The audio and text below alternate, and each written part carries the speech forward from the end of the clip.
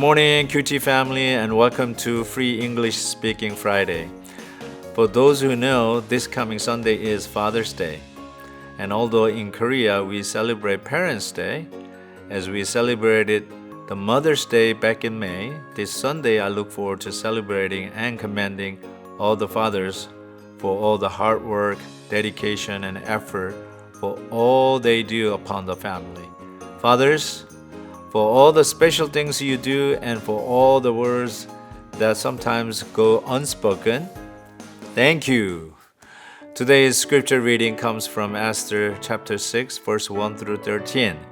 And let's sing hymn number 53, Heaven in Full of Your Glory, verse 4.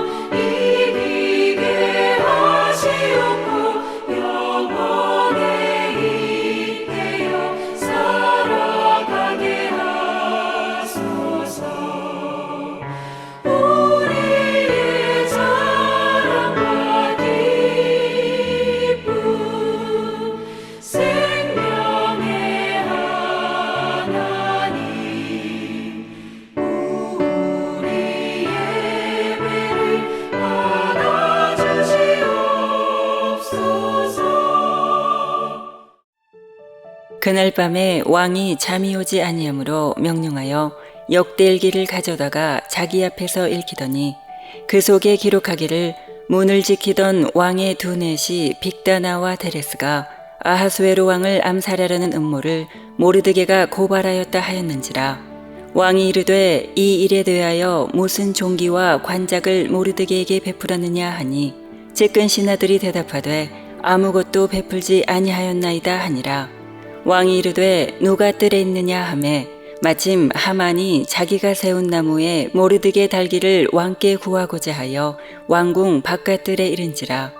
측근 신하들이 아뢰되 하만이 뜰에 섰나이다 하니 왕이 이르되 들어오게 하라 하니 하만이 들어오거늘 왕이 묻되 왕이 존귀하게 하기를 원하는 사람에게 어떻게 하여야 하겠느냐.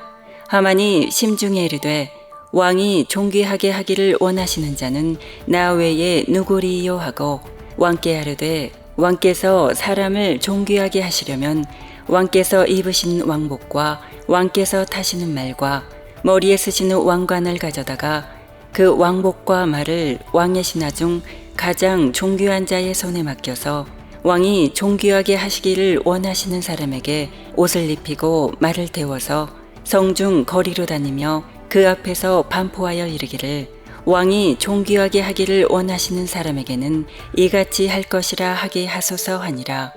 이에 왕이 하만에게 이르되 너는 내 말대로 속히 왕복과 말을 가져다가 대궐문에 앉은 유다 사람 모르드게에게 행하되 무릇 내가 말한 것에서 조금도 빠짐이 없이 하라. 하만이 왕복과 말을 가져다가 모르드게에게 옷을 입히고 말을 태워 성중 거리로 다니며 그 앞에서 반포하되 왕이 존귀하게 하시기를 원하시는 사람에게는 이같이 할 것이라 하니라. 모르드게는 다시 대궐문으로 돌아오고 하만은 번뇌하여 머리를 싸고 급히 집으로 돌아가서 자기가 당한 모든 일을 그의 아내 세레스와 모든 친구에게 말하매 그중 지혜로운 자와 그의 아내 세레스가 이르되 모르드게가 과연 유다 사람의 후손이면 당신이 그 앞에서 굴욕을 당하기 시작하였으니 능히 그를 이기지 못하고 분명히 그 앞에 엎드려지리이다. 우리가 하나님 앞에 내가 원하는 대로, 내가 원하는 방법대로, 또 내가 원하는 적절한 시기에 응답해 주시기를 원하는 소원들이 있죠. 그렇지만 꼭 내가 원하고 내가 원하는 방법에 따라서 응답이 오는 것이 아니라 기대치 않은 방법으로 하나님이 우리의 기도에 응답하는 경우가 종종 있는 거 아마 체험하셨으리라고 생각합니다. 오늘 본문이 그런 것 중에 하나가 아닐까 싶어요. 이게 웬일입니까? 왕이 잠을 못 자는 밤이 갑자기 왕조실록이라고 하나요? 그 왕의 일기들을 적어 놓는 그것을 보게 됩니다.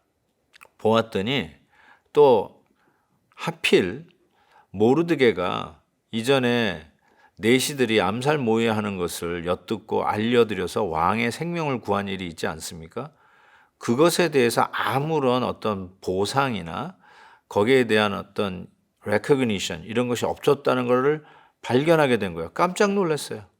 잠이 오지 않는 밤에 어떻게 왕중 일기를 읽게 되고, 그리고 또 하필 읽는 그 부분이 모르드게가 공을 세운 것을 치하하지 못하고 상을 주지 못했다는 그것을 읽게 되었을까요? 참 이것을 보면서 하나님께서 기가 막히게 절묘하게 뜻하지 사람이 기대하지 않은 방법으로 역사하시는 것을 다시 한번 깨닫게 됩니다. 아마 우리의 삶 속에도 그런 일들이 있지 않는가 싶어요. 우리가 원하는 방법이 아니라 그 길을 막고 다른 길을 열어가시는 하나님의 은혜가 있지 않나 이런 생각을 해봅니다.